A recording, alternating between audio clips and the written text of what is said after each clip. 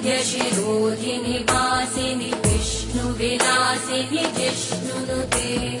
भगवति हेशिति कण्ठकुटुम्बिनि भूरि कुटुम्बिनि भूरि कृते जय जय हे महिषासुरमर्दिनि रम्यकपर्दिनि शैलसुते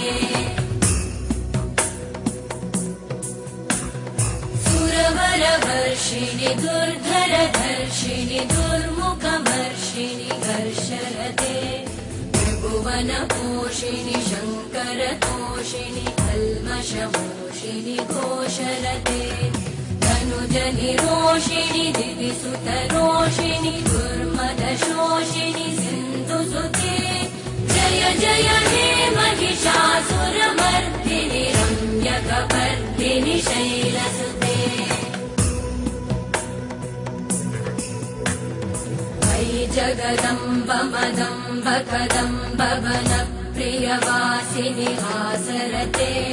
शिखरि शिरोमणि तुङ्ग हिमालय शृङ्गनिजालय मध्यगते मधुमधुरे मधुकैटभगञ्जिनि कैटभभञ्जिनि रासरते जय जय हे महिषासुरमर्दिनि रम्यकपर्दिनि शैलसुते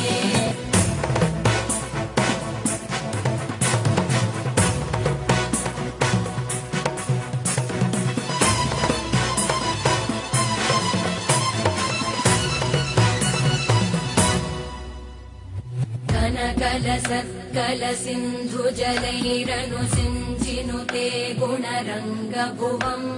भजति स किं न शचीकुचकुम्भतटी परिरम्भसुखानुभवम्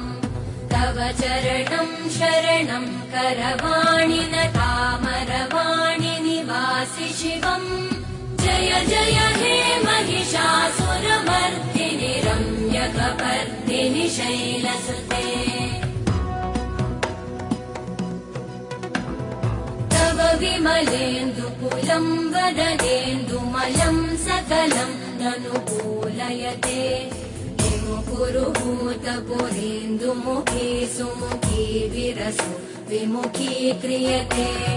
मम तु मतं शिवनामधने भवति कृपया किमुत क्रियते जय जय हे महिषासुरमर्दिनि रम्यकपर्दिनि शैलसुते मयि मयि दीनदयालुतया कृपयैव त्वया भवितव्यमुमे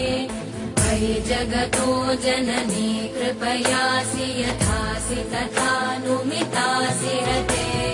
यदुचितमत्र भवत्युरलीकुरु